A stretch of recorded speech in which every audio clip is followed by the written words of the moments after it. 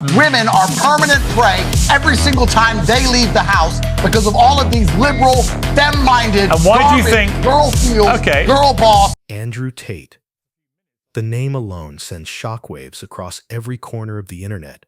4.7 million followers, billions of views, a self-proclaimed top G who has built a digital empire on the most controversial statements about women, relationships, and masculinity ever recorded. Tonight, in this London studio, under these unforgiving lights, he sits across from Piers Morgan, Britain's most relentless interviewer, the man who has broken politicians, dismantled celebrities, and extracted confessions from the world's most guarded public figures. But this isn't just another interview.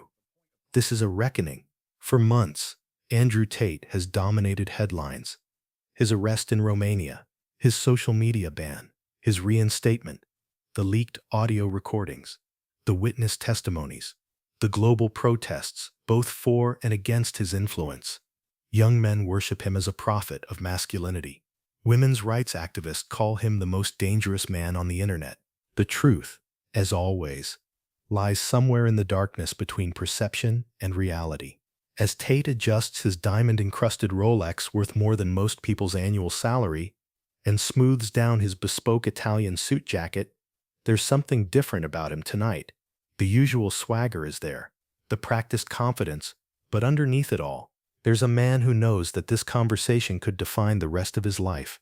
Because Piers Morgan doesn't just ask questions. He performs surgical operations on reputations. And tonight, Andrew Tate is on the operating table. The studio is colder than usual. The production team has spent weeks preparing for this moment, knowing that every second will be dissected by millions of viewers across the globe. Security is tighter than normal. Death threats have been received from both sides of the Andrew Tate divide. Tate enters the studio like a man who owns the building. His entourage, 3 bodyguards and a personal assistant, wait just off camera. He's dressed to perfection, a charcoal gray Tom Ford suit that cost more than most people's cars, handmade Italian leather shoes that could pay someone's rent for 6 months, and those famous watches, a different one on each wrist, together worth close to $500,000. The most famous man on the planet, he'd called himself just last week on his podcast. Tonight, he has the chance to prove it. Piers Morgan, meanwhile, sits at his desk with the calm of a surgeon preparing for a complex operation.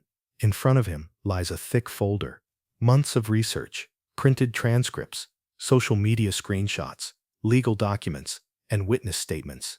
This isn't just preparation, it's an arsenal. Andrew. Piers begins, his voice carrying that familiar tone that has made prime ministers squirm and billionaires sweat. Thank you for joining us tonight. I know this hasn't been the easiest year for you. Tate settles into his chair with practiced ease, a slight smile playing at the corners of his mouth. Piers, the pleasure is mine. You know I've always respected your work. You're one of the few journalists left who isn't afraid to ask real questions. The opening gambit, flattery wrapped in confidence, designed to establish control from the very first exchange. But Piers Morgan has seen this play before. Well, I certainly intend to ask real questions tonight, Piers responds, not returning the smile, and I hope you'll give real answers. I always do. Tate's response is immediate, automatic. I'm probably the most honest public figure of our generation. Some would say that's my problem.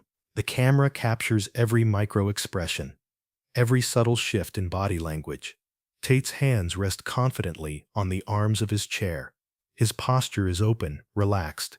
This is a man who has built his brand on being unshakable, and he's performing that role to perfection. Let's start with the obvious question, Piers continues, leaning forward slightly. You've called yourself the most famous man on the planet. That's quite a bold statement. What makes you believe that's true? Numbers don't lie, Piers.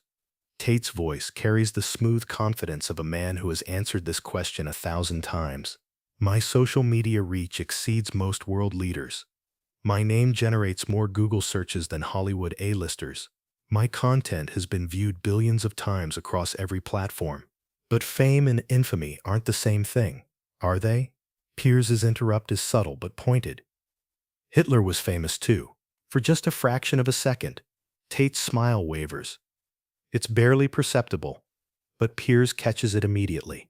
I think that comparison is both unfair and historically ignorant, Tate responds, his voice tightening almost imperceptibly. I've never advocated for violence against anyone. I've never promoted hatred based on race or religion. I promote strength, success, and traditional masculinity. Traditional masculinity. Piers repeats the phrase slowly, as if tasting each syllable. We'll definitely get into what that means to you.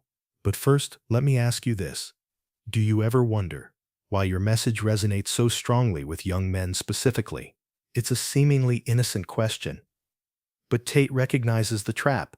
Answer too honestly, and he'll reveal the insecurities and resentments that fuel his audience. Deflect, and he'll look evasive.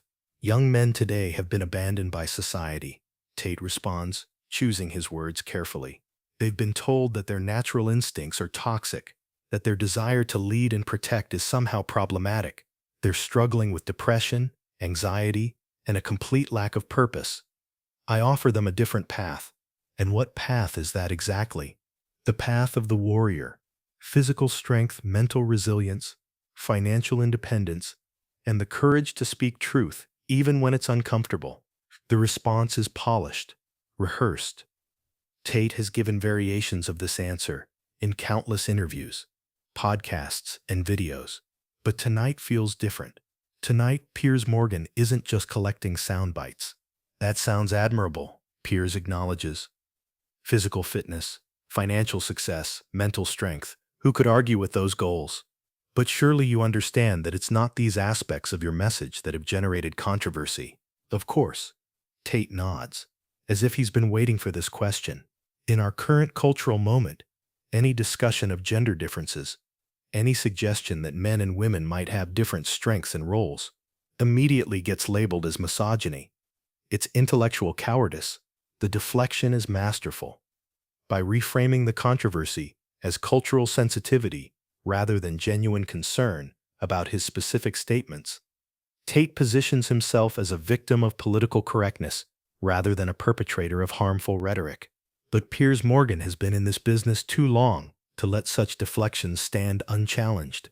Let's talk about those gender differences you mentioned, Piers says, settling back in his chair, because I think most people would agree that men and women do have certain biological differences. The question is how far you take that observation. Tate straightens slightly, sensing an opportunity to present his more palatable arguments. Exactly, Piers. And this is where the hysteria becomes obvious. I've never said women are inferior to men. I've said they're different. Women are generally more nurturing, more emotionally intelligent, better at multitasking in certain contexts. Men are generally physically stronger, more aggressive, better suited for certain high-stress situations. That seems reasonable on the surface, Piers agrees. Where it becomes controversial is when you start making statements about what women should or shouldn't do based on these observations. But isn't that just logical? Tate leans forward now, warming to his theme. If someone is naturally better suited for a particular role, doesn't it make sense that they would excel in that role? I'm not forcing anyone to do anything. I'm simply observing patterns that have existed throughout human history. For the next 15 minutes, Tate presents what could almost be mistaken for a reasonable worldview. He talks about complementary gender roles rather than hierarchical ones. He discusses his female employees with what sounds like respect. He even shares stories about his mother, whom he describes as strong and influential in his life. You know, Piers, Tate says, his voice taking on an almost philosophical tone, I think the real tragedy of our time is that we've lost the ability to have nuanced conversations about complex topics. Everything becomes binary. You're either a feminist or a misogynist, progressive or regressive. But the truth is always more complicated. It's a compelling performance.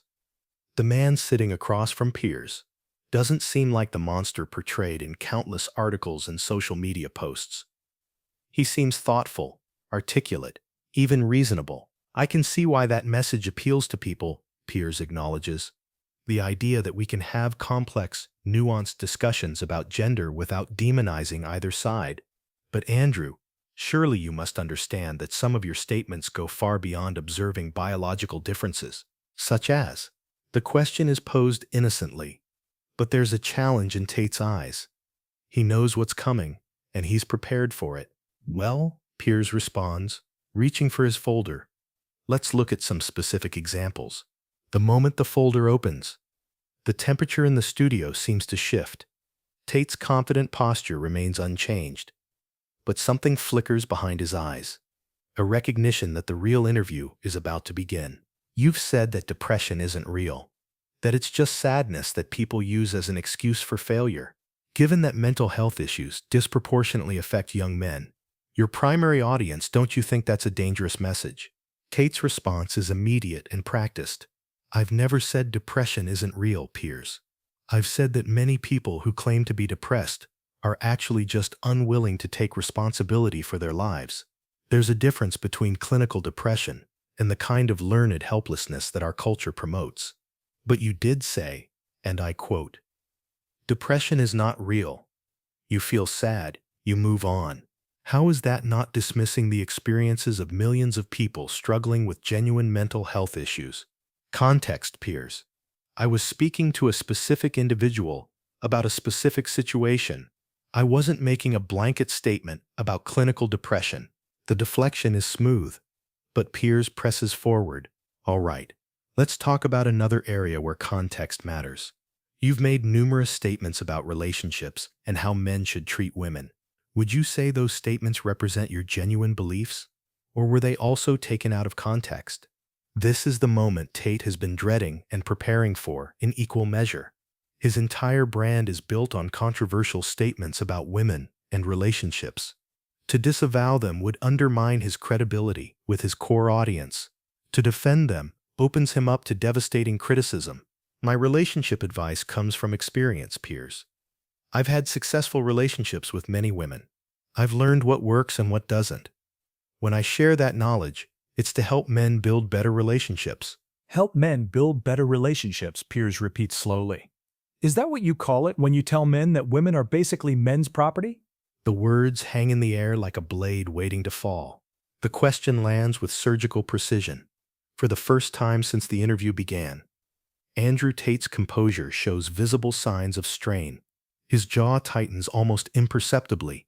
His hands, previously relaxed on the chair arms, form loose fists. That's a gross mischaracterization of what I said, Tate responds. But his voice lacks its earlier confidence. I was discussing traditional marriage customs, biblical concepts of partnership. Were you? Piers interrupts, pulling out a printed transcript. Because this is what you actually said. Women are basically men's property. When a woman marries a man, she becomes his. That doesn't sound like a discussion of biblical customs to me. Tate shifts in his chair, the first visible crack in his armor. You're taking a complex philosophical discussion and reducing it to a soundbite. I'm quoting your exact words. Piers's voice remains calm, but there's steel beneath the surface. Words that have been viewed by millions of young men who look up to you as a role model. And those young men are smart enough to understand the broader context of, are they? Piers's interruption is sharp. Because I've received messages from mothers whose teenage sons started treating their sisters differently after discovering your content. Teachers reporting classroom discussions where boys argue that girls should be subservient. Are these young men misunderstanding your message, or are they understanding it all too well? The accusation hits home. For a moment, Tate says nothing, his mind racing to formulate a response that doesn't sound like either an admission of guilt or a complete denial of responsibility. I can't control how people interpret my words, he finally says. If I held myself responsible for every misinterpretation, but we're not talking about misinterpretation, are we? Piers pulls out another document. Let me read you another quote. Females are the ultimate status symbol. People think I'm running around with these hoes because I'm a sex addict. No, it's because I'm successful. How should young men interpret that statement? The mask is slipping now. Tate's carefully constructed, reasonable persona is being systematically dismantled by his own words. I was describing the reality of how successful men are perceived in society. You were describing women as objects to be collected. Piers's voice rises slightly, passion creeping into his professional demeanor. Status symbols. That's what you called them. That's not. Tate starts, then stops. He's beginning to realize that every path leads to the same destination. His own words, preserved forever in digital amber, impossible to deny or explain away. Let me try a different approach, Piers says, his tone softening slightly. Do you have sisters, Andrew? The change in direction catches Tate off guard. Yes, I do. How would you feel if another man described your sister as his property, as a status symbol to be collected? The personal angle hits differently than the philosophical arguments. Tate's face flushes slightly, anger flickering in his eyes. That's different, he says quietly. How is it different? Because she's my family. But she's someone else's daughter, someone else's sister. Every woman you've described as property, as a status symbol, as something to be collected. They're all someone's daughter, someone's sister. The silence that follows is deafening. For the first time in the interview, Andrew Tate seems genuinely at a loss for words. I've never thought about it that way, he admits, so quietly that the microphones barely pick up his words. It's the first crack in his facade, and Piers Morgan recognizes it immediately. But you should have, Piers says gently, because that's what responsibility means. When you have millions of followers, when young men are forming their understanding of relationships based on your words, you have an obligation to think about the consequences. Tate nods slowly, but then his media training kicks back in. But I've also said that men should protect women, that they should provide for them. You've also said that women who've been raped bear some responsibility for their assault. Piers's voice turns ice cold. You've said that women who go out alone at night are asking for trouble. You've suggested that the Me Too movement is mostly false accusations. Each accusation lands like a physical blow. Tate's carefully constructed arguments are crumbling under the weight of his own documented statements. Those statements were taken out of context, he protests. But the words sound hollow even to his own ears. What context makes victim blaming acceptable? Andrew? The question hangs in the air like smoke from a gun that's already been fired. The interview has reached its crucial moment. Gone is any pretense of a friendly conversation between two media professionals. This is a confrontation, pure and simple, and both men know it. Let me ask you something directly, Piers says, leaning forward with the intensity of a prosecutor delivering closing arguments. Do you believe that your statements about women, all of them, taken together, have made the world safer for women, or more dangerous? It's the question that cuts through every deflection, every rationalization, every attempt at context. At its core, it demands that Tate confront the real-world consequences of his influence. Tate opens his mouth to respond, then closes it. For perhaps the first time in his adult life, his rapid-fire rhetoric fails him. That's not a fair question. He finally manages. It's the only question that matters. Piers's voice is quiet now, but it carries the weight of moral authority. You've built a platform on controversial statements about women. You've influenced millions of young men. So I'm asking you, are women safer because of your influence, or are they in more danger? It's more complicated than that. No, it isn't. The interruption is swift and final. Either your message empowers men to respect and protect women, or it encourages them to dominate and control women. Which is it? Tate's face cycles through a range of emotions: anger, frustration, confusion, and something that might be recognition. He looks like a man who has spent years building a house, only to realize he's been standing on quicksand. I never intended for my message to hurt women, he says finally, his voice barely above a whisper. But intentions don't matter if the results are harmful, do they? Piers presses. If a doctor gives the wrong medication with good intentions, the patient is still poisoned. The analogy hits home. Tate visibly flinches. So what are you saying? That I should apologize for everything I've ever said? I'm saying you should take responsibility for the consequences of your words. Piers's voice carries no triumph, no satisfaction in having cornered his prey. Instead, there's something almost sad in his tone. I'm saying you should consider whether the young man who refuses to listen to his girlfriend because Andrew Tate says women don't know what they want is living a better life or a worse one. I've helped thousands of men become more confident. Have you? Or have you helped them become more controlling? There's a difference between confidence and dominance, Andrew. The distinction lands with devastating clarity. Tate sits back in his chair, looking suddenly smaller than he did at the beginning of the interview. Look at the messages you receive from your followers, Piers continues, his voice gaining momentum. Really look at them. Are they thanking you for helping them build healthy, equal relationships? Or are they celebrating the fact that they can now put women in their place? Each word is chosen with surgical precision, designed to force Tate to confront the reality of his influence, rather than the mythology he's constructed around it. I get messages from men whose lives have been transformed. Show me one, Piers challenges. Show me one message from a man thanking you for helping him treat women with greater respect and equality. The challenge hangs in the air unanswered, because they both know what kind of messages actually fill Tate's inbox. That's not the point, Tate says weakly. That's exactly the point. Piers's voice rises with passionate conviction.